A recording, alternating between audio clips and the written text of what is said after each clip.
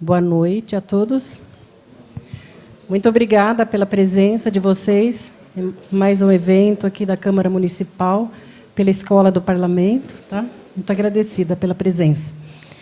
Eu quero agradecer também a presença e a disponibilidade do professor Luciano Lima, que é secretário municipal de Finanças da Prefeitura Municipal de Bragança Paulista, e que ele vai falar sobre os instrumentos de planejamento das finanças públicas, o PPA, Plano Plurianual, a LDO, Lei de Diretrizes Orçamentárias, e LOA, Lei Orçamentária Anual. Ele é mestre em administração das micro e pequenas empresas, atuando há cerca de 20 anos na área de finanças públicas. Pode entrar. Eu quero registrar a presença também da Kátia Daidoni, que é secretária de Educação. Muito obrigada pela presença. O vereador Ditinho, sempre nos prestigiando, né, vereador? Muito obrigada. Parece que eu vi chegando o professor Tadeu. E já se... Fique à vontade, professor, coordenador na Universidade de São Francisco. Muito obrigada pela presença. Eu só vou passar uns recadinhos, tá? Antes de passar a palestra para o professor Luciano. Vou passar uma lista de presença para vocês. Gostaria que vocês colocassem, né, em letra legível, para depois eu fazer o cadastro de vocês. Eu também tenho uma declaração de presença para quem precisar entregar, né, no trabalho, faculdade, né? Eu tenho uns formulários de dúvidas. Quem precisar pegar, tem umas canetas para preencher, para o professor depois esclarecer. E, ao final, também vou entregar os certificados. Ok? Tudo certo? Alguma dúvida? O vereador Marcolino, também presente aqui, prestigiando a nossa palestra.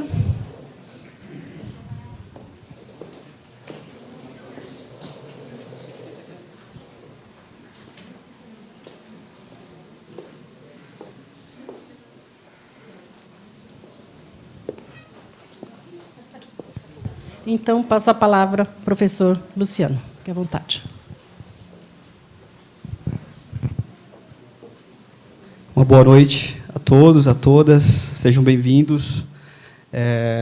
Quero agradecer a Margarete, que fez o convite, juntamente com a presidente da Câmara, a Beth Chedid, a presença aqui do vereador Ditinho Bueno e também do vereador Marcolino, a chefe da contabilidade nossa, lá da Secretaria, Rosângela, a Heloísa, a gestora da saúde aqui, a Renata, representando a secretária de saúde, a Kátia, representando a Secretaria de Educação, a nossa secretária. Tá? Então, quero desejar as boas-vindas a todos aqui, e também o pessoal da faculdade, da Universidade, da USF, o professor Tadeu, e os demais colegas aqui presentes. Bom, meu nome é Luciano, como já dito, atuo na Secretaria de Finanças aqui de Bragança Paulista desde janeiro do ano passado. Eu venho de Campinas, tive uma convivência de área pública 18 anos na Prefeitura de Paulínia, fui secretário de Finanças em Leme, depois novamente em Paulínia, e aí eu vim para cá a convite do prefeito Jesus, do professor Amauri, e hoje nós estamos aqui fazendo um trabalho bem técnico voltado às finanças públicas do município. E também o trabalho que vem sendo feito junto à universidade do plano diretor. Então, são trabalhos que são complementados, são trabalhos conjuntos que estão sendo realizados por todos nós. Fui convidado a palestrar hoje instrumentos de planejamento das finanças públicas. Tá? O que é exatamente isso? Tudo que nós vamos fazer na vida, nós precisamos de um planejamento, seja na vida pessoal, seja na faculdade, no qual eu atuo também como professor da área de contabilidade. Sou formado em ciências contábeis e administração. E na área pública, nós dependemos do planejamento também. Tudo começa, pessoal, lá atrás ainda, quando houve a campanha do prefeito. Ele fez o seu plano de governo, fez as suas promessas de campanha e registrou isso, né? Essas promessas de campanha, posteriormente, juntamente com esse plano de governo, ele vai se tornar um instrumento de planejamento. Então, com base nele, nós elaboramos o plano plurianual, que é um plano que nós vamos estar explicando para vocês como funciona. A lei de diretrizes orçamentárias e também a lei orçamentária anual. Tá? Sempre coloco uma frase de efeito, né? Aqui eu coloquei a do Rubem Alves. A vida não pode ser economizada para amanhã, acontece sempre no presente. Esse é o nosso conteúdo. Tá? Para não ficar tão... deixar para o final, caso alguém tenha alguma dúvida, só levanta a mão, a gente já esclarece no mesmo momento. Né? Aquilo que a gente não souber, depois nós vamos aprender junto, porque nós não sabemos tudo, né? Então nós estamos sempre num aprendizado. A legislação pública ela muda a todo momento, ela é muito dinâmica, e com isso exige mais do profissional, exige mais de quem está partindo para a área de gestão financeira, área de ciências contábeis, que vai se voltar também à administração pública. Aqui nós vamos falar um pouco do ciclo de legislações, o ciclo orçamentário, a lei de responsabilidade fiscal, que é considerado um marco para as finanças públicas, né? Os instrumentos de planejamento, que é o tema aqui da nossa palestra, e a execução. Por meio dos instrumentos de planejamento, se executa. Executa lá a contabilidade, executa o financeiro, o orçamento, e, com base nisso, nós temos, posteriormente, as considerações. Bom, tudo começa, pessoal, com a Lei 4.320, de 64. Tá? Da mesma maneira que a 6.404, de 76, é para as empresas privadas, a 4.320 é para a área pública. Ela é o princípio de tudo. Ela traz para nós os princípios orçamentários, traz para nós o controle dos orçamentos e dos balanços, seja da União, que é o governo federal, dos estados e também do Distrito Federal e dos municípios. Posteriormente, nós temos os artigos 165 a 169 dentro da Constituição Federal de 88. E eles falam exatamente dos 3 instrumentos de planejamento. Então, nós nos embasamos nele, né, para fazer o planejamento orçamentário. A Lei 4.320, então, ela substituiu o Código de Contabilidade de 1922. Você lembra, Marcolino? Não? Tá. Uma série de legislações espalhadas na época. Foi um avanço, mas com algumas ressalvas. Focou excessivamente na classificação e estrutura. Enfim, a 4.320 ela não fala nada de contabilidade. Ela tem uma página apenas que menciona a questão contabilidade. Nesse momento, o foco principal é o orçamento. Tá?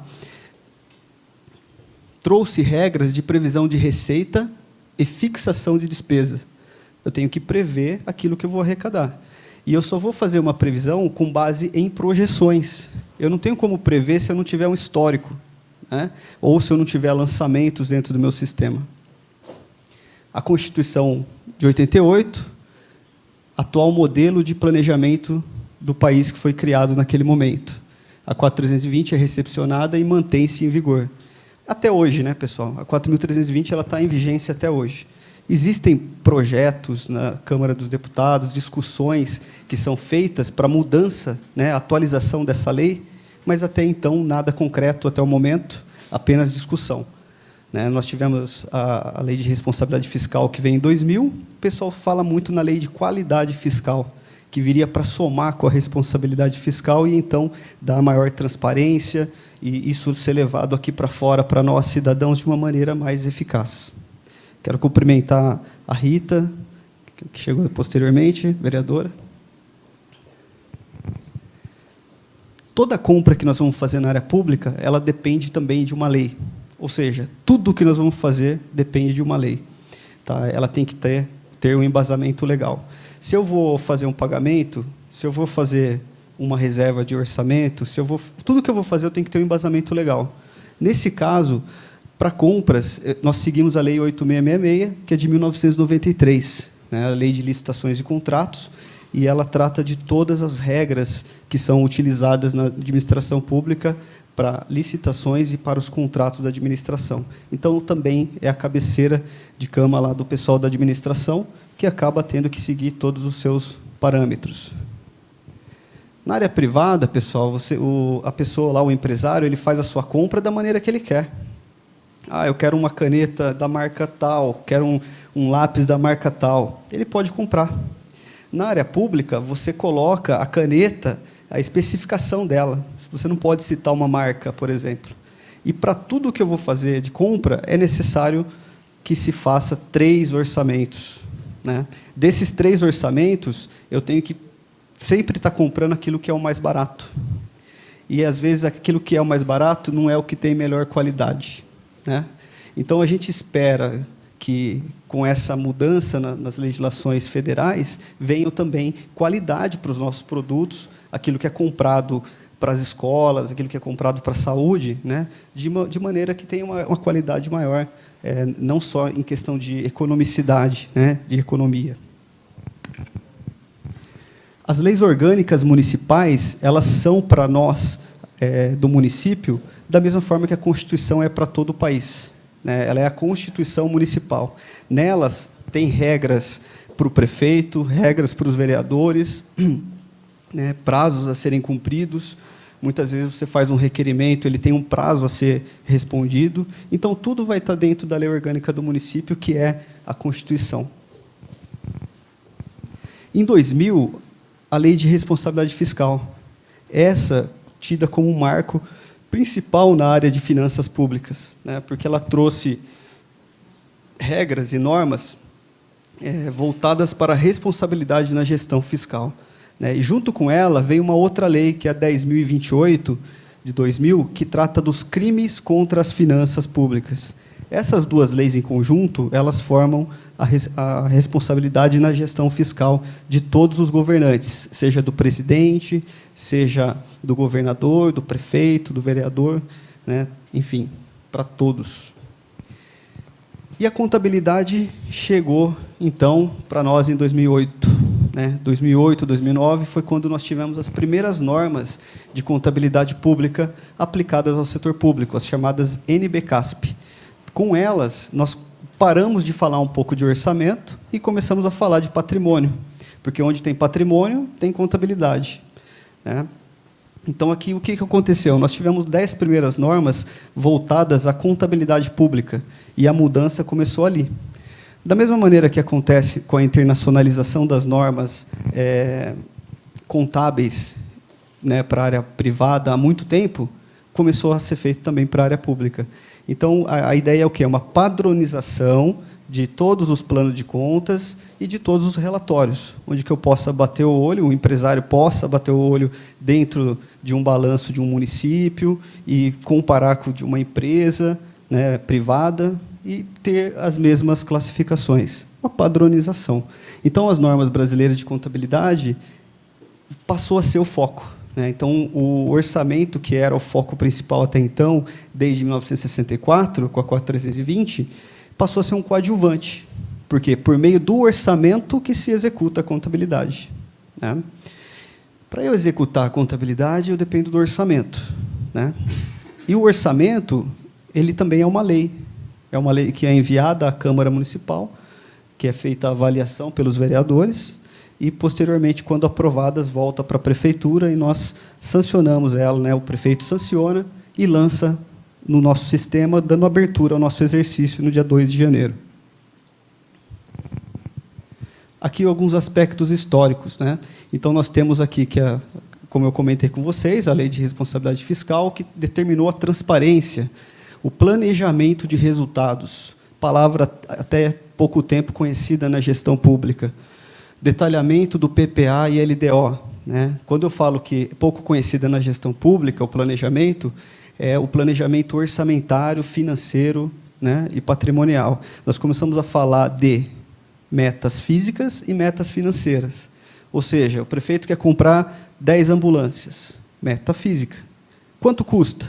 Meta financeira, né? Em qual prazo eu vou comprar essas ambulâncias? Eu vou conseguir comprar durante 4 anos, que eu vou comprar tipo uma quantidade por ano, ou eu vou comprar tudo no primeiro ano, né? Se eu comprar tudo no primeiro ano, o que vai acontecer? Eu vou onerar o orçamento e não vou conseguir fazer outra coisa. Então, eu preciso planejar. O que eu vou fazer no primeiro ano, o que eu vou fazer no segundo ano, no terceiro e o quarto ano. Metas e riscos fiscais e também a compatibilidade entre as peças. Essa compatibilidade eu vou explicar na sequência aqui. 2008, a publicação das NBCASP, igual comentei, e 2009, a Lei de Transparência Fiscal. Essa lei ela trouxe para todos os entes da federação que seja feita a publicação em seu site, né, no seu sítio virtual, no portal de cada órgão. Então, ele traz aqui, estabelece as finanças públicas voltadas para a responsabilidade na gestão fiscal a fim de determinar disponibilização em tempo real das informações de receita e despesa. Aqui no estado de São Paulo, esse tempo real ele é considerado com o dia anterior. Então, tudo que eu executo hoje, à noite, o sistema normalmente faz a sua varredura no sistema, a sua atualização, e no dia seguinte está no portal, né? Os empenhos que foram reservados, que foram realizados, os pagamentos, as arrecadações, tudo isso deve estar no portal amanhã. Então, é sempre dessa maneira que o portal da transparência funciona aqui no nosso estado, tá? Existem estados como o Paraná, que já está trabalhando quase que online, né? Eles fazem no mesmo dia já o lançamento no próprio portal. Então, vamos dizer que o Paraná é um pouco avançado, sim, né? São Paulo também é avançado, mas está trabalhando para ser o melhor nessa questão da divulgação das peças. Em 2011, nós tivemos a 12.527, uma lei federal que traz para nós, cidadãos, alguns direitos, né? Então, tudo que eu quero saber com relação ao município ou à Câmara, eu faço protocolos na prefeitura, com base nessa lei, que ela é chamada de Lei de Acesso a Documentos, né? Tem documentos que são tidos como sigilosos, mas tem documentos que são tidos como públicos. Aquilo que a lei não manda colocar no portal está disponível na prefeitura, e ela é acessível através dessa lei federal, que veio exatamente para isso, para a gente conseguir ter acesso à execução na área pública. Então, um resumo aqui das mudanças para vocês, tá? Depois nós vamos passar uma lista, né, para vocês colocarem e-mails, para a gente enviar também os slides, né, para que vocês tenham acesso a esse material, tá? O orçamento, então, a lei orçamentária passou a ser baseado em um planejamento estabelecido anteriormente. Então, começa com o PPA, depois vem a LDO e, enfim, a LOA. Regras mais rígidas sobre o controle das destinações, fontes de recurso, né? 2008 foi uma mudança grande, além da contabilidade que chegou, Ditinho, chegou também para nós uma outra classificação por fonte de recurso, né, dentro de uma dotação orçamentária. Então, lá no meu orçamento, ele já está totalmente amarrado, né? Eu sei onde é a minha origem, olha, a receita própria, receita do Estado, receita federal, né? E onde eu vou destinar ela, que é o código de aplicação. Então, eu tenho essas separações dentro do nosso orçamento. Acho que não precisa, não. O aumento da transparência, pressões por participação popular e planejamento voltado aos resultados, né, com metas, objetivos e indicadores. Alguns desafios aqui dos entes públicos: compartilhamento de informações, formação dos setores vitais para a organização da administração, setor de planejamento e controle interno. São duas questões que o Tribunal de Contas hoje pega muito no pé das administrações, né, seja do legislativo, seja do executivo. O controle interno, né, quem participa e tem aulas voltadas à controladoria, ela é exatamente isso, é prevenção de erros, né, prevenção de erros e fraudes. E o setor de planejamento, aquilo que vai trazer para nós, planejamento estratégico, planejamento de curto, médio e longo prazo. Capacitação dos servidores, esse é o ponto muito importante. É um ponto que, para eu exigir do meu servidor, eu tenho que capacitá-lo. Para eu exigir dele, eu tenho que dar ferramentas, né? Sem ferramentas, não tem como eu exigir. Como que ele vai fazer? Né? Ele vai se virar e conseguir? Não, eu tenho que dar ferramentas para ele. Né? Aqui, então, nós temos os instrumentos, o PPA, LDO e LOA. Né? Para os municípios, além dos 3 instrumentos básicos, considera-se ainda como instrumento básico de planejamento o plano plurianual. Esse decreto, pessoal, em 2011, ele veio para determinar que nós fizéssemos, né, os pagamentos de forma eletrônica, e não mais somente com cheques ou espécie. Né? Então, ele veio para determinar essas 2 questões. Então, a movimentação dos recursos federais transferidos aos estados, municípios, Distrito Federal, em decorrência dessas leis. Então, ele passou a ser também eletronicamente. Aqui os princípios da administração pública, princípio da legalidade. Tudo o que nós vamos fazer internamente na prefeitura, nós primeiramente verificamos esse ponto. Né? Se nós temos dúvidas quanto à legalidade, nós enviamos para o setor jurídico. O jurídico vai fazer o embasamento legal dessa situação. Tudo que eu faço hoje na administração pública, eu não respondo hoje. Eu respondo o ano que vem, daqui 2 anos, daqui 5 anos, daqui 10 anos, né, 20 anos, até porque a guarda de documentos ela é diferente para cada tipo de ação. Né? Fiscal é em torno de 30 anos, pessoal em cargos, no caso, né, aproximadamente 100 anos, ou expectativa de vida, a ficha do funcionário. Então, uma hora ou outra eu vou precisar dessa informação. Então, hoje nós trabalhamos também com as digitalizações de documentos, né, para implantar um trabalho de trazer para dentro do nosso sistema, sempre que eu quiser imprimir algum documento e prestar contas para o Ministério Público, para o Tribunal de Contas, que é quase que semanalmente, né, essas prestações de contas. Então, nós somos notificados, às vezes por uma denúncia identificada, às vezes por uma denúncia anônima, mas chegou no Ministério Público, ele é obrigado a investigar. E essa investigação envolve também o nosso trabalho, que é notificar para que nós possamos responder a todos eles. Bom, pessoal, então está até liberado, né? Se vocês quiserem sentar aqui, ó, né? Está liberado. O Marcolino falou que está tudo certo. Né?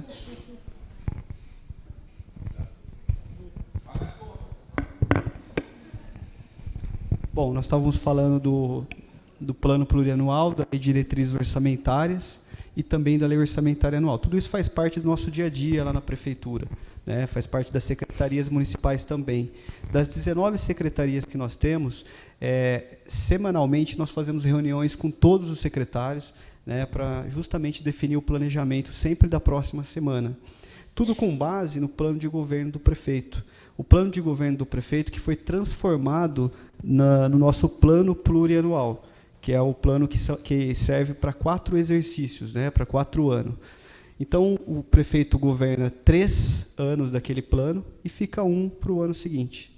Né? Na área contábil, nós falamos dos 2 pilares principais, que são o princípio da entidade, né, onde os bens do sócio ou da privada, pessoa física, não se mistura com a pessoa jurídica.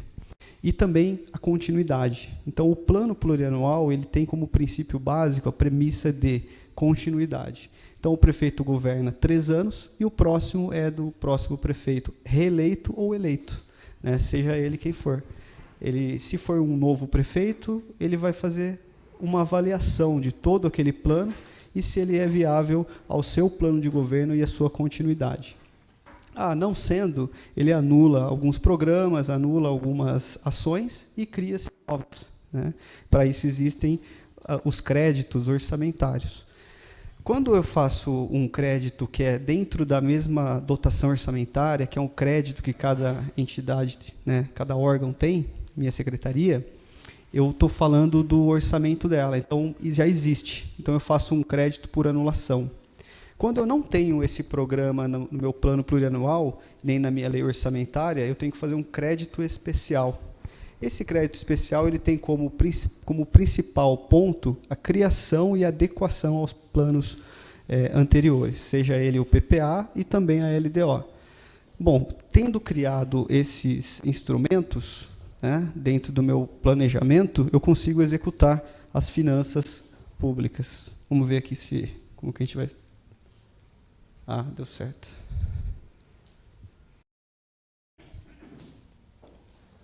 Aqui dá para ler melhor, né?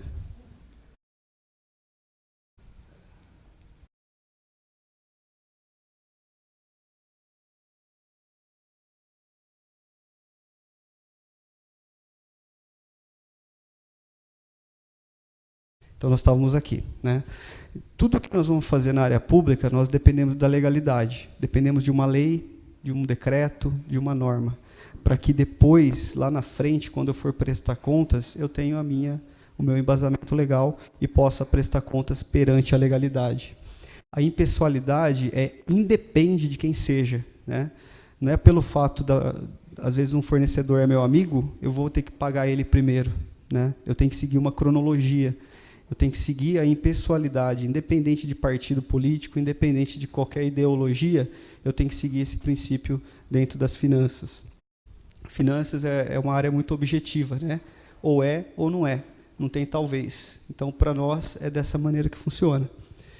A moralidade, a publicidade que vem junto com aquela Lei 131 de 2009, que é a Lei de Transparência Fiscal, e o princípio da eficiência.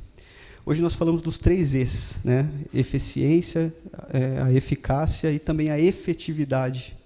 Né? Se eu estou com uma dor de cabeça, eu sei que eu tenho a bula do remédio que fala que ele é eficaz. Se eu tomo o remédio e resolveu, eu tenho uma eficiência. Mas, para que a dor não volte, eu tenho que ter uma continuidade, né, desse remédio. Então, é a efetividade que é avaliada posteriormente.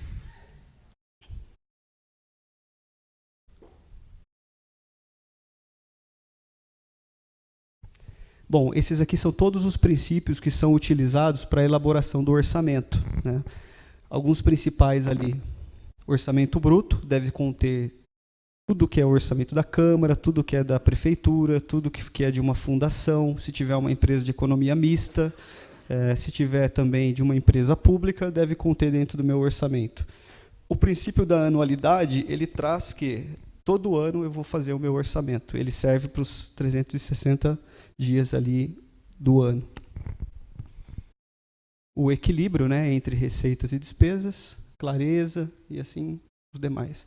O nosso ciclo de legislação basicamente é esse, né? A Constituição Federal como mestre, como principal de tudo, as leis complementares de finanças públicas, lei de responsabilidade fiscal, e então eu chego no meu instrumento PPA, LDO e LOA.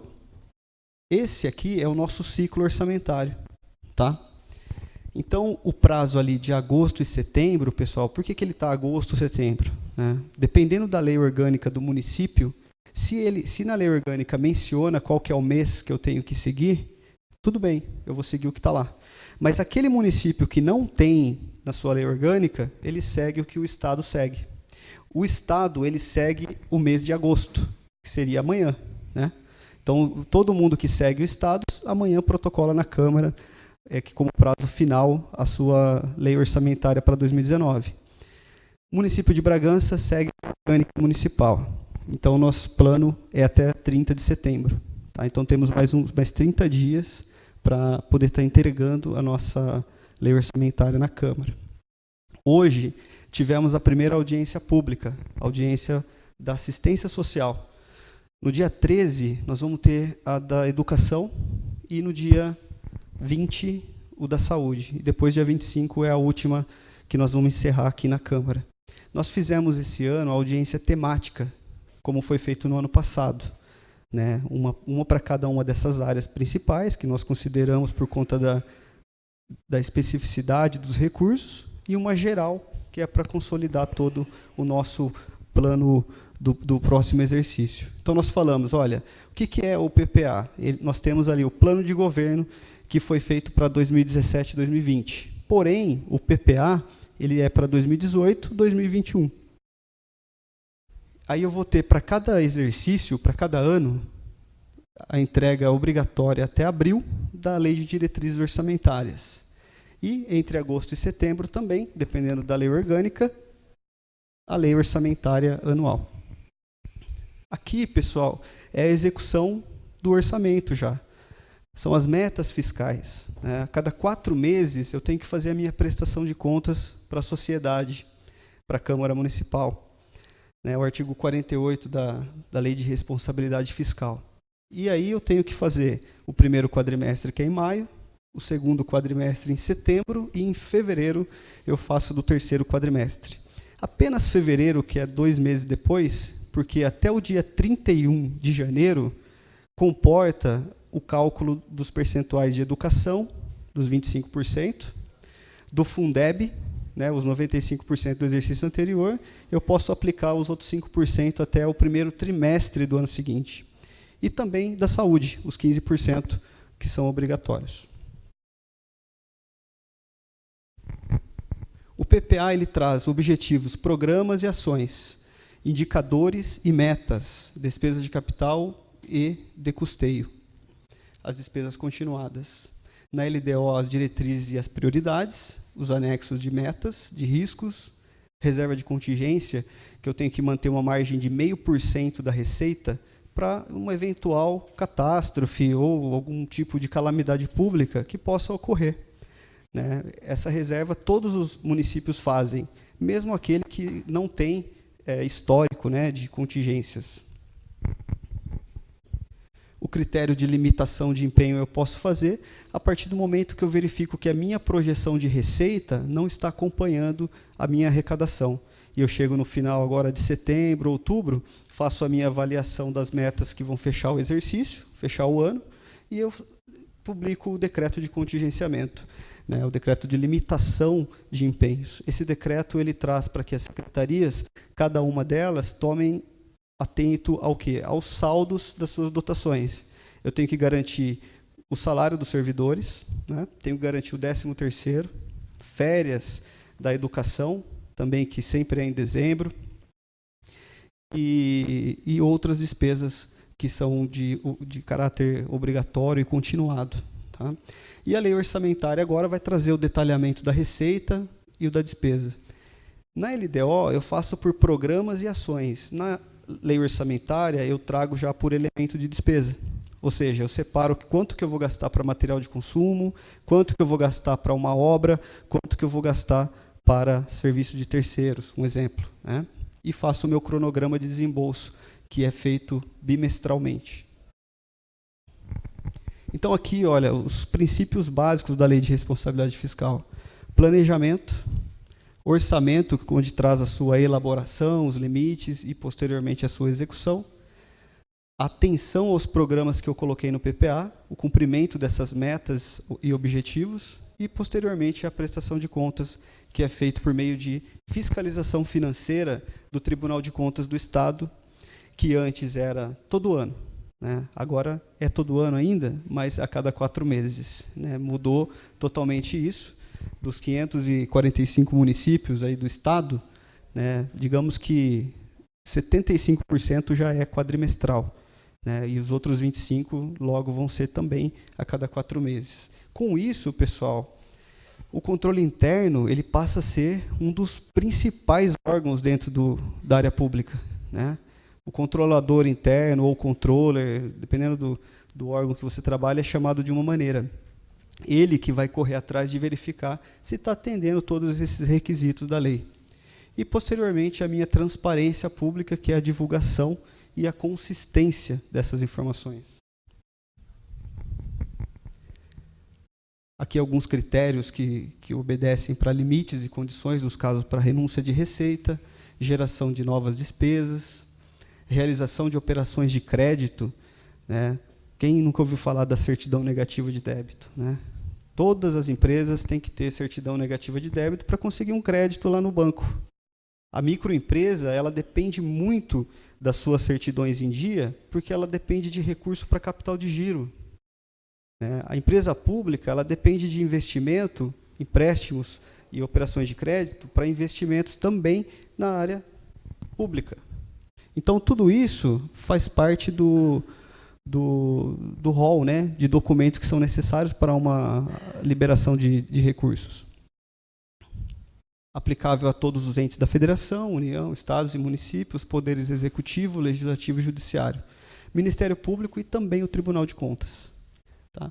Aqui ele não cita, né, mas, por exemplo, nós temos 3 setores da economia. O primeiro setor, que é o governo, o segundo, que são as empresas, e o terceiro setor, que são as ONGs, as entidades, que dependem dos recursos privados e públicos. Né, recursos que ela vai atrás, às vezes, com o seu próprio corpo técnico e busca angariar esse recurso, com doações, eventos, e o recurso público que vem por meio de um recurso que vem para custeio, né, custeio das entidades. Normalmente é para se pagar folha de pagamento e despesas ali que ocorrem durante cada mês. Então, no primeiro ano de mandato, alguns princípios, né? O próprio tribunal, em 2012, na sua cartilha, ele divulga assim, ó, não planejar significa gastar mal o dinheiro público em prioridades imediatistas, de conveniência que vão à frente surgindo. Isso não é planejamento. Eu sei que todo dia tem demanda nova. Né? Cuidar de uma cidade demanda diversos problemas que precisam ser resolvidos, mas eu não consigo resolver tudo de imediato.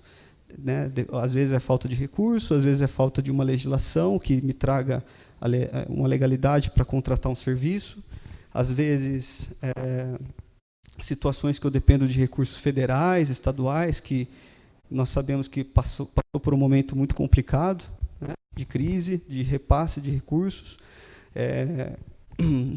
Essa ação que o governador do estado fez de cancelar os restos a pagar, que os municípios estavam dependendo, tudo isso afeta diretamente o planejamento.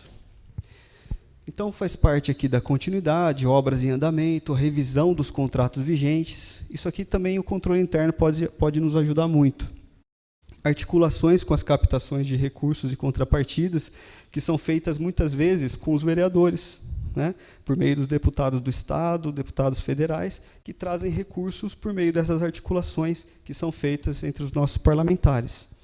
Programas e ações que estão em andamento e um percentual limite que vai dentro da lei orçamentária. Né. Cada município coloca um percentual. O Tribunal de Contas considera aquele percentual que é próximo de 10%, próximo das inflações. Né.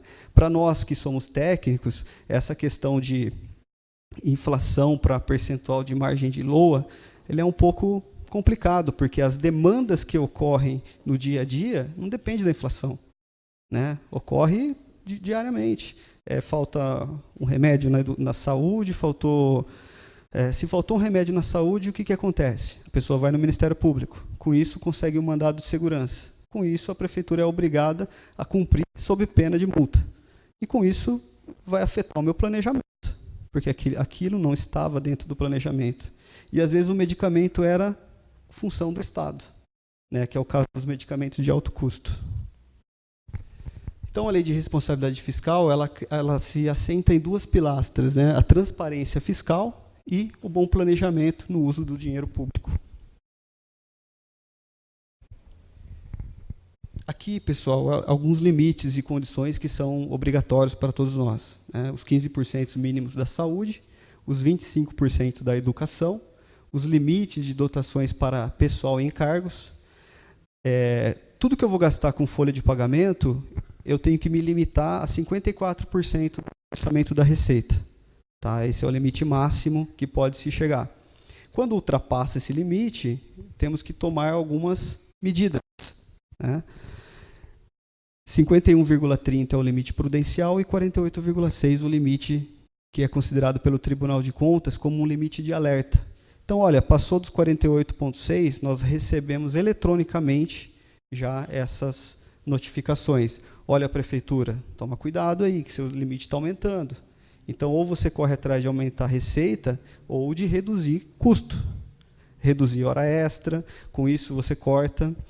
Você mexe em estrutura de secretarias, né? Você nomeia menos cargos comissão, até chegar nos estágios probatórios, que são aqueles concursos de menos tempo, que ainda não deu todo o período ali da carência. Os planos plurianuais determinam as diretrizes, os objetivos e as metas da administração pública. Já a LDO estabelece de forma antecipadas, diretrizes e prioridades. A LDO nada mais é do que o norte para que nós elaboremos o orçamento. Então, se eu vou fazer uma renúncia de receita no ano que vem, dando algum benefício fiscal, eu tenho que constar na minha LDO. E a lei orçamentária que discrimina a receita e a despesa, evidenciando assim a política econômico-financeira e os programas de trabalho do governo. Então, esses são os nossos 3 instrumentos de planejamento.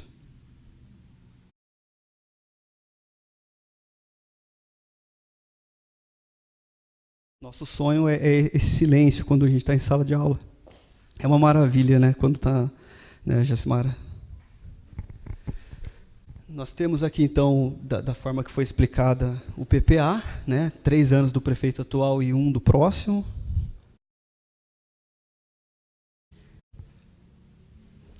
Estabelecerá de forma regionalizada as diretrizes. A LDO compreenderá as metas e prioridades da administração pública, incluindo as despesas de capital, para o exercício financeiro subsequente e orientará as despesas, né, a elaboração aí da minha lei orçamentária anual. Tá? Orçamento fiscal, que vai envolver toda a minha despesa, os orçamentos de investimento e de seguridade social. Então, esses 3 itens são os que são separados dentro do nosso orçamento. Aqui foi o que eu falei para vocês, das certidões. Né? Para contratação, a empresa tem que ter as suas certidões também com o poder público.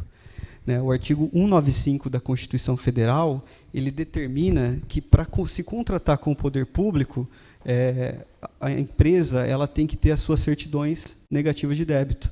Não pode ter dívidas com contribuições, por exemplo, FGTS, INSS, né? O CRF, que é o Certificado de Regularidade do Fundo de Garantia, e, em 2012, a certidão negativa de débitos trabalhistas também. Né? Então, são várias certidões que são necessárias, e quem que cuida disso? Né? É a contabilidade, é o financeiro, é o controle interno, enfim, alguém que cuide dessa questão. O município deve instituir lei própria para a concessão, né? No caso aqui de adiantamentos, que é outro tema que se utiliza diariamente na administração pública. Né?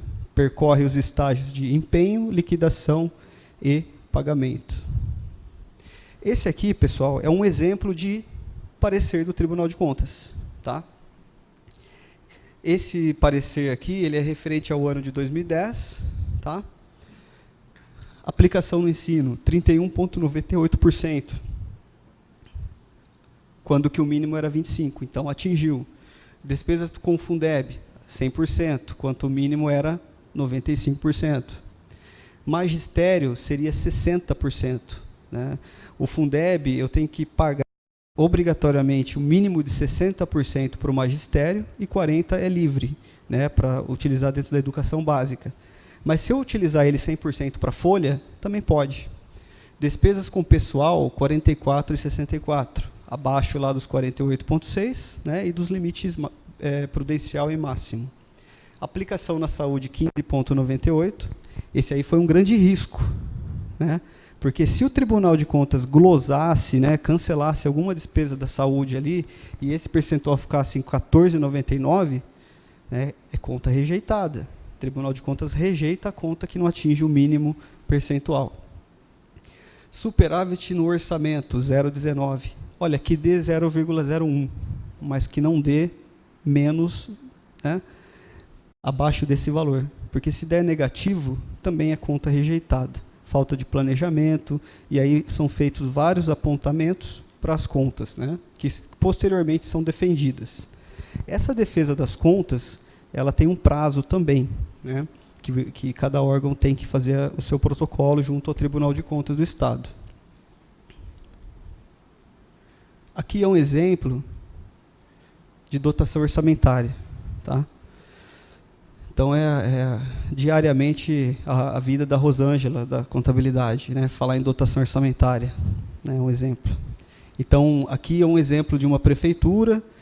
Nós temos ali, olha, o primeiro item lá, o primeiro código, 01, determina o órgão. Então, ali é prefeitura. Então, quer dizer que 02 é Câmara, 03 é Instituto, né? E assim vai. Depois eu tenho a minha secretaria e o meu departamento. Essas 3 classificações são municipais. Então, para eu montar o meu orçamento, eu tenho que montar a minha dotação orçamentária. Esses 3 itens são exatamente a minha organização estrutural da minha prefeitura. Depois eu tenho o código 10, que é saúde, é uma classificação federal. E a subfunção 302, que também é classificação federal. Quando se falava em fazer o balanço nacional, dependia que todos os municípios enviassem para o Estado e também depois para o governo federal, e, com base nessas funções e subfunções, sabia-se quanto gastou em saúde, né, no Brasil. Hoje é determinado pela fonte de recurso e código de aplicação. Depois nós temos os programas, que é onde eu vou materializar aquele plano de governo, aquela promessa que nós fizemos de campanha, eu vou materializar ali dentro, né, dentro do meu plano de governo. E, em seguida, uma outra classificação, categoria econômica, material de consumo, é onde eu vou desmembrar a minha despesa. Então, olha, eu vou fazer a minha classificação dessa forma. Em 2008, chegaram para nós a Auditoria Eletrônica do Estado. Ela fiscalizou, primeiramente, os balancetes e a área financeira. A fase 2 foi em 2010, onde que vieram a fiscalização de contratos, folha de pagamento, mapa de precatórios, conciliação bancária e todos os balanços. A fase 3 em 2012, que também veio com a prestação de contas dessas instruções 2 de 2008. Para vocês terem uma ideia, o que é isso aqui, né? A transformação para a auditoria eletrônica. Gerava-se caixas e caixas de documento, né? Enfiava dentro do carro, lá do jeito que dava, ou na Kombi, ou sei lá, o tipo de veículo, e levava para o Tribunal de Contas, né? Então, a partir da 2012 é bem recente, né? Para vocês verem que a coisa está melhorando, né? Está evoluindo. E o ETCE, que são os processos administrativos. Agora, em 2015, os atos de pessoal, folha de pagamento. E agora a fase 4, que envolve, inclusive, esse ano aqui, que são os contratos e licitações. Ou seja, vai fechar o ciclo, né, de tudo. E, com isso, nós vamos estar trabalhando eletronicamente com o tribunal. Com isso, ele busca atender aquela questão que eu falei para vocês de trabalhar online com eles, né? Então, a elaboração e apresentação do PPA, LDO e LOA, posteriormente a autorização legislativa, né, de todos eles, a programação e execução, que seria o fluxo de receitas e despesas, e avaliação e controle. Quando eu chego lá no meu balanço, eu finalizo a minha contabilidade geral.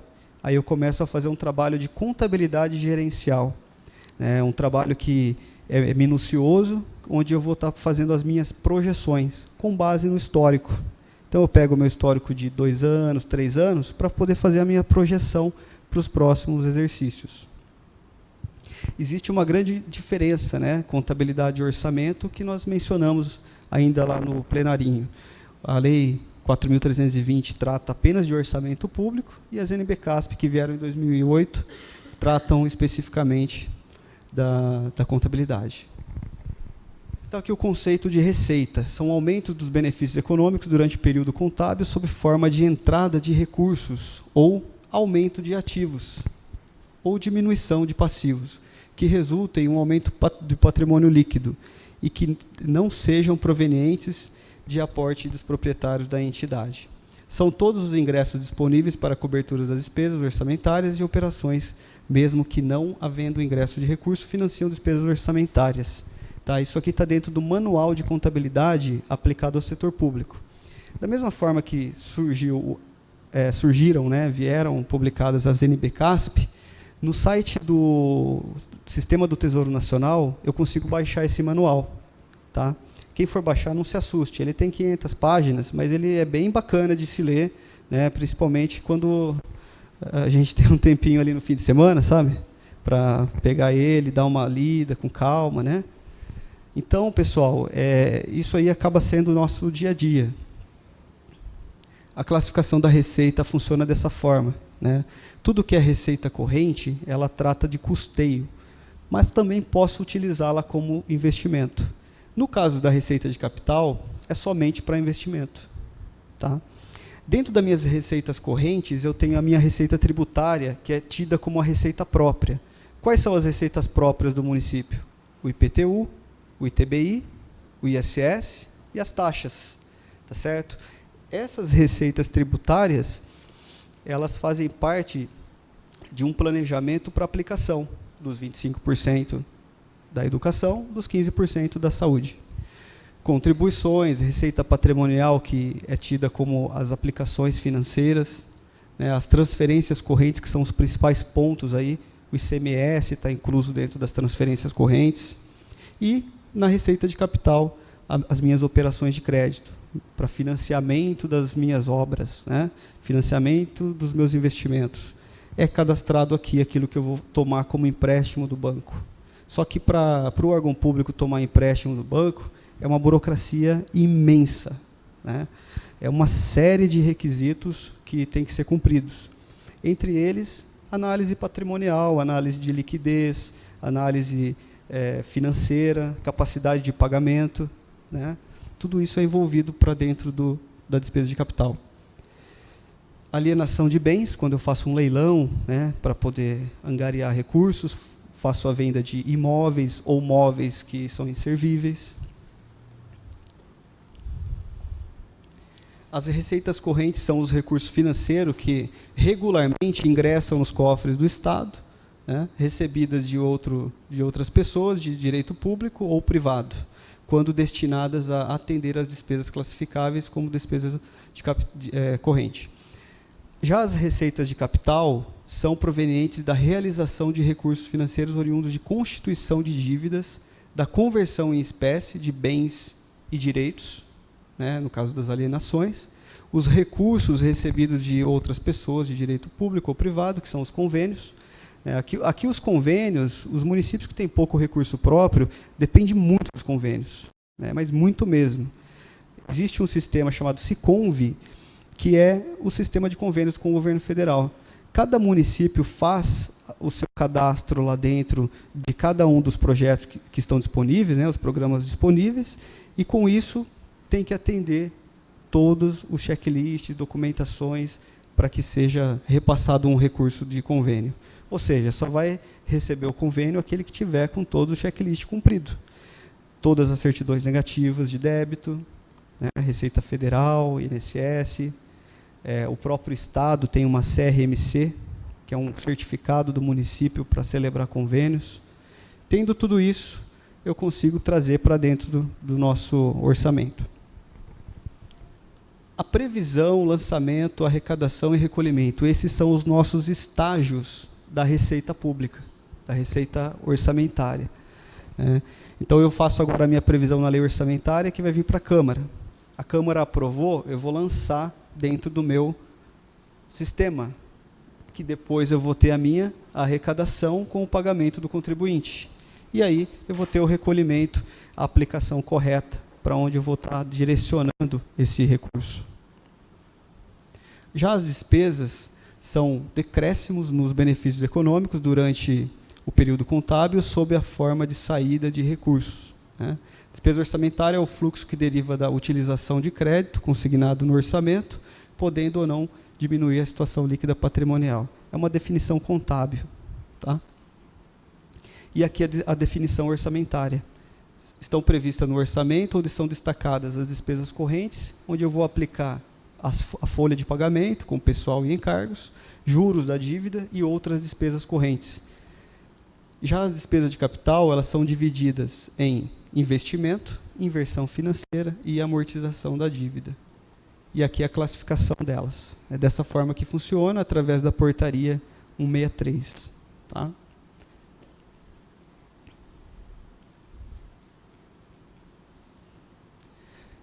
Esse aqui, pessoal, é um exemplo de ciclo de despesa dentro da área pública. Segue todos esses estágios.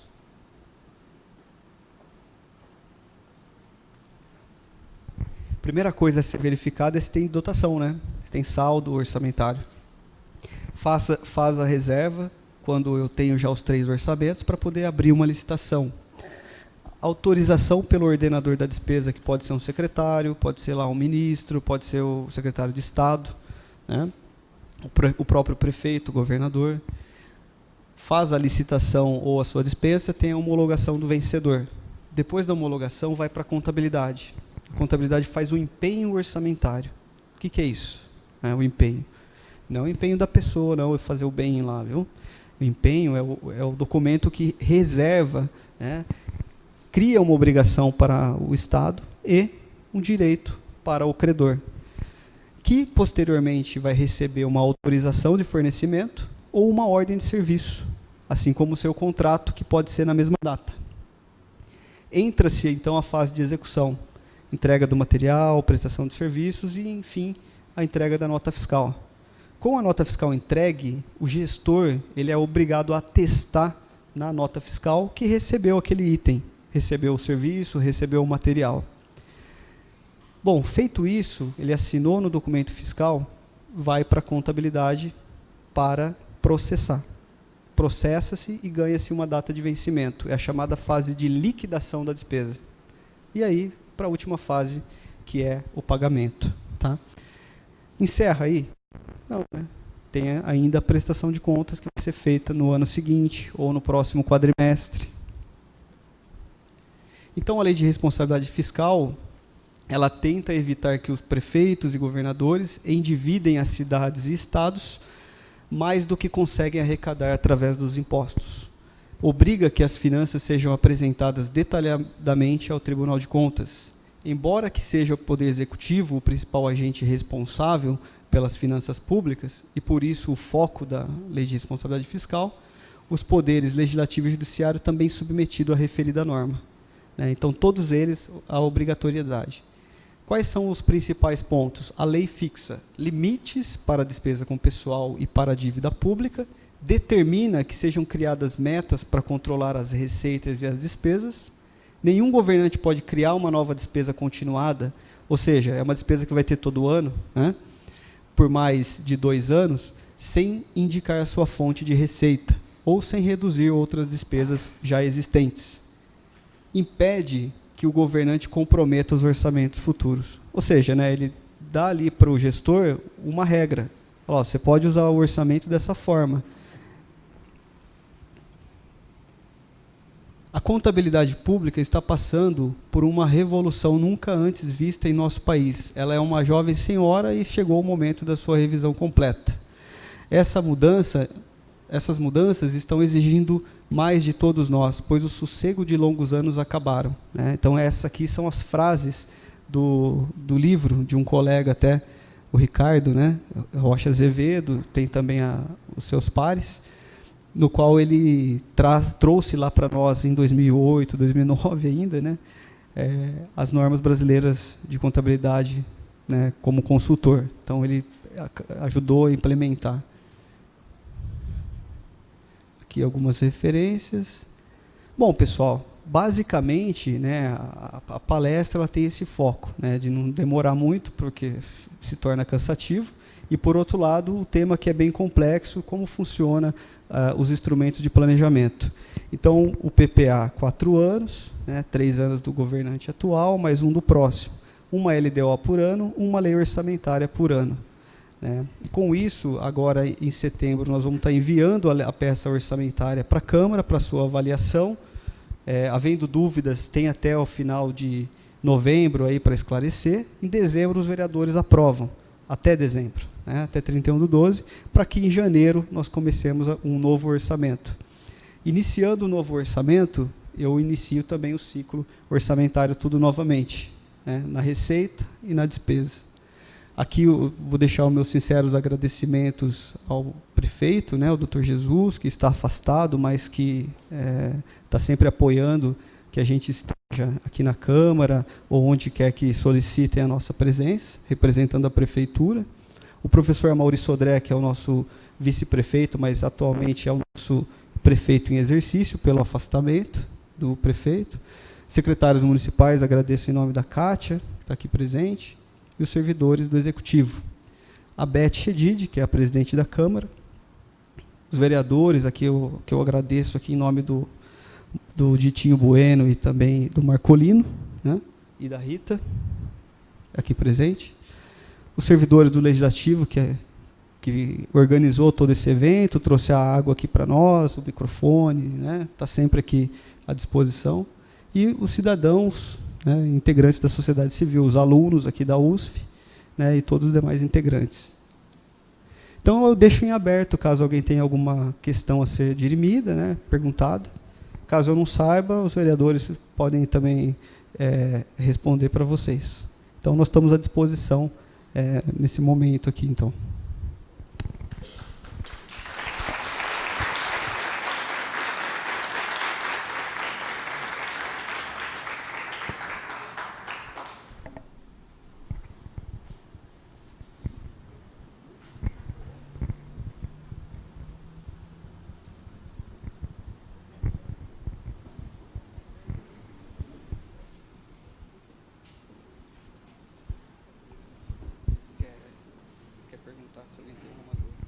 Pessoal, alguém quer fazer algum questionamento? Fique à vontade, aproveitem. Tranquilo? Acho que não. Bom, então vamos encerrar aqui. Ah, sim, fique à vontade. Professor Tadeu. Boa noite a todos, né? Antes de mais nada, eu quero parabenizar a Câmara Municipal por ter mantido o projeto da Escola do Parlamento. A Escola do Parlamento é um projeto lindíssimo, né, que tem essa possibilidade de estar formando cidadãos, tanto do ponto de vista técnico, tá, para promover não só a fiscalização, mas promover o conhecimento, o conteúdo. Então, parabéns à Câmara Municipal por ter mantido esse projeto, que esse projeto tenha vida longa. Tá? E na Universidade de São Francisco a gente coloca, né, Jacimara, a professora Kelly, à disposição da gente continuar com esse projeto, alongar ele. Lembrando que as escolas de parlamento também têm a possibilidade de se tornarem também instrumentos de educação via MEC. Então, talvez um próximo desafio aí de estar colocando isso no formato de escola de governo. Professor Luciano, parabéns pela apresentação. Eu acho que a gente tem que difundir os instrumentos públicos, que infelizmente, além de ser professor, eu também sou servidor público. E a gente tem hoje, infelizmente, tem um grande preconceito de querer diferenciar o setor privado, o setor público, como o setor público é ineficiente, o setor privado tem todas as maravilhas. Mas é muito importante difundir essas informações no setor público, e parabéns pela iniciativa. Eu só queria deixar uma pergunta. Em relação, o senhor comentou muito sobre o desafio dos planejamento. Né? A legislação, a lei de seguridade fiscal, ela veio para somar, do ponto de vista do controle da despesa pública, da gente estar podendo prever, mas eu queria perguntar para vocês o seguinte, somente a experiência que o senhor tem de outras prefeituras de Bragança, quais são as reais capacidades de planejamento e como a gente construir um PPA efetivo? Porque eu não conheço a realidade de Bragança, mas outras prefeituras têm muita dificuldade de transformar um PPA que de fato seja efetivo, de fato seja um planejamento. O que acontece muitas vezes o planejamento sempre está junto com a contabilidade e às vezes se confunde muito planejamento com a execução orçamentária. Então, na opinião do senhor, do que foi apresentado, quais hoje são os principais desafios da gente poder tornar o PPA mais participativo, né, mais efetivo, e como que a gente pode incluir a participação cidadã nesse processo, que é muito importante.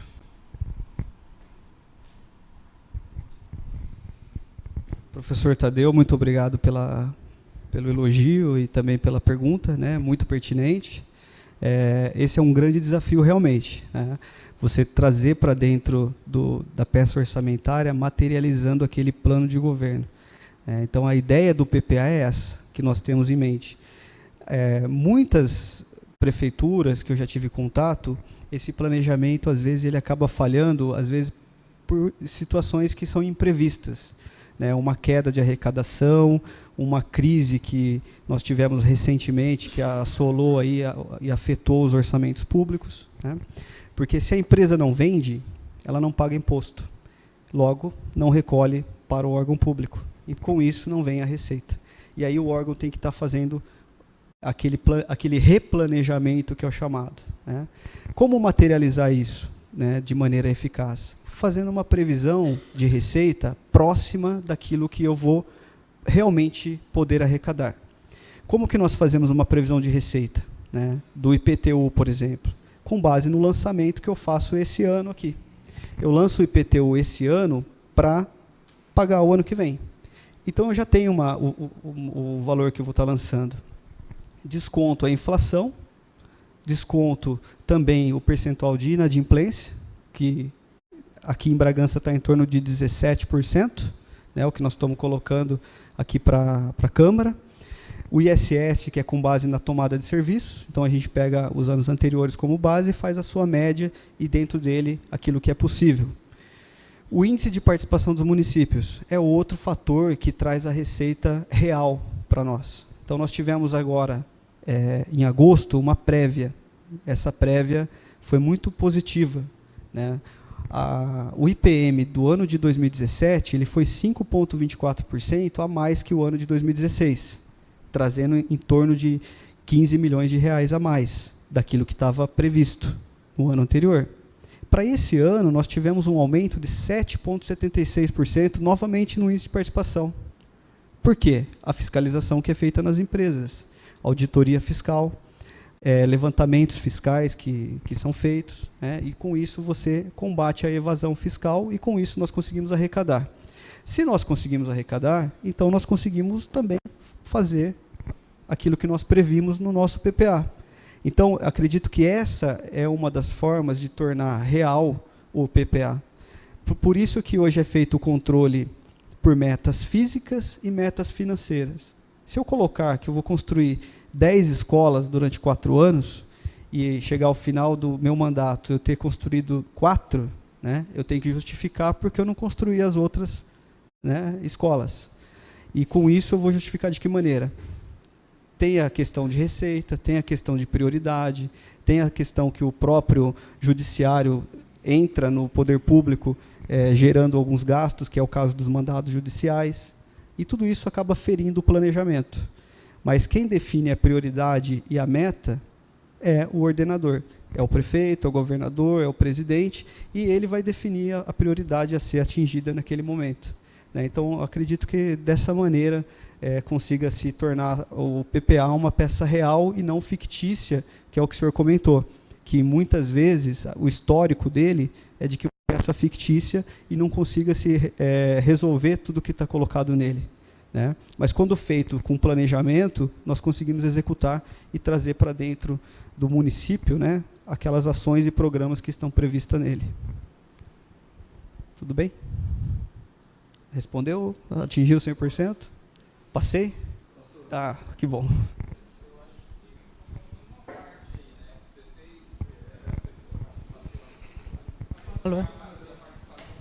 Boa. Boa.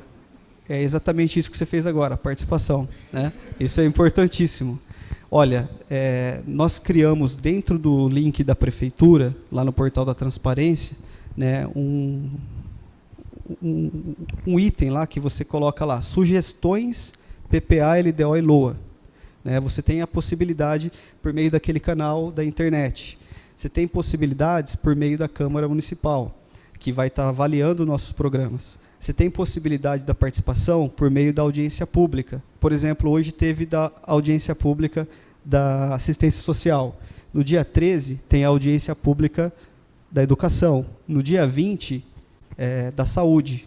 E no dia 25, uma geral, que vai ser aqui na Câmara, às 10 da manhã.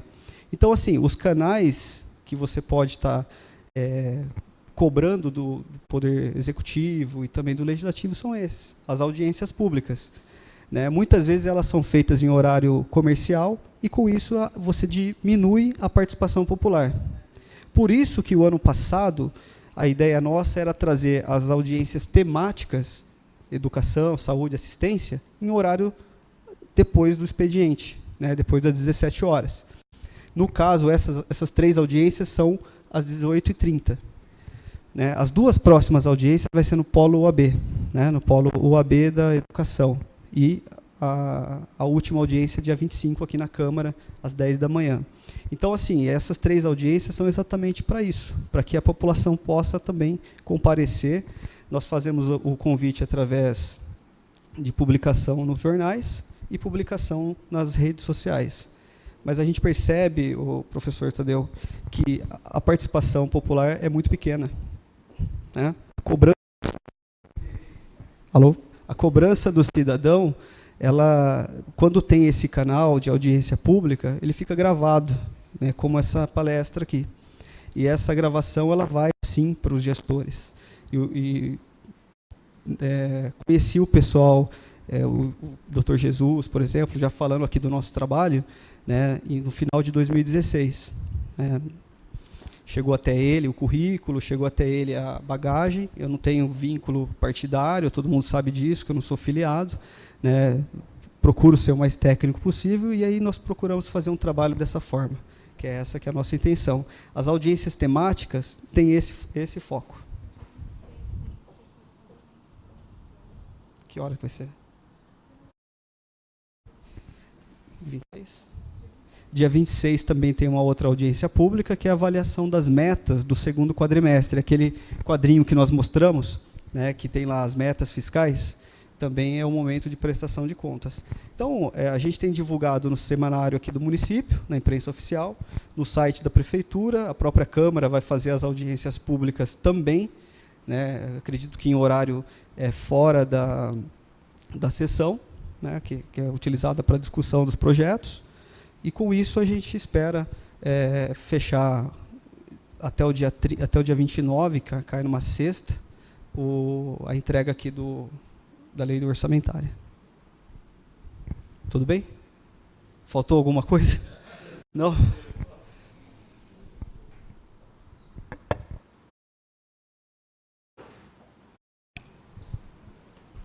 Bom, primeiramente, boa noite a todos, né? É um prazer imenso estar participando aqui nessa palestra solene.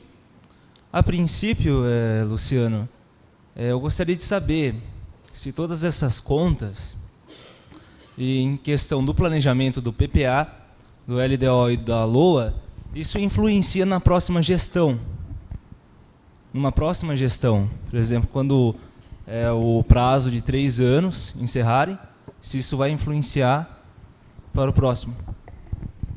Eu vou dar como exemplo esse mandato. Tá? Quando nós assumimos, nós tivemos uma série de situações problemáticas aí com relação a isso. Então, muitas despesas que não estavam dentro do sistema, estavam fora, e a gente abriu sindicâncias. Então, isso afeta, sim. Se a gestão não for dentro da responsabilidade fiscal, acontece o déficit financeiro, acontece o déficit orçamentário, e sobra tudo para o outro orçamento, sobrecarrega. As despesas do ano anterior não pagas sobrecarrega o orçamento atual. Se ela não está registrada em resto a pagar, eu tenho que restituir, né? Eu tenho que indenizar. Para eu fazer isso, eu tenho que verificar a legalidade. Eu não posso ter uma nota fiscal atestada por um gestor lá na prefeitura, né, mesmo que não tenha empenho, e não pagar. Eu vou passar ela pelo crivo legal, ele vai verificar que houve o serviço, houve a entrega do material. Para não ocorrer enriquecimento ilícito do órgão, do erário, eu tenho que fazer o pagamento daquela nota. E acaba influenciando, sim, o orçamento do ano. Né? Então, a gestão financeira e orçamentária, quando não feita de maneira regular, afeta e muito a gestão que vem depois. Né? E afeta também o final do exercício, com a conta rejeitada por causa de déficit financeiro e orçamentário. Muito obrigado. Obrigado você.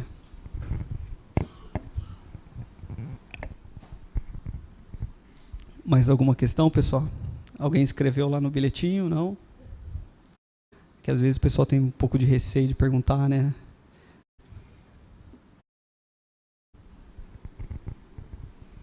Bom, então é isso. Então, passo a palavra aqui para a Margarete.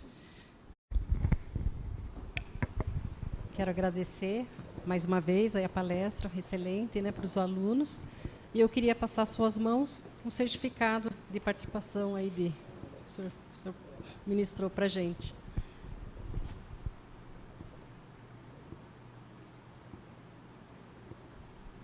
Tá, e os certificados estão aqui comigo. Acho que eu vou passando aí, né, para vocês. Obrigada. Então, está encerrada. Ah, não, vamos fazer uma foto também. Obrigada. Cadê o...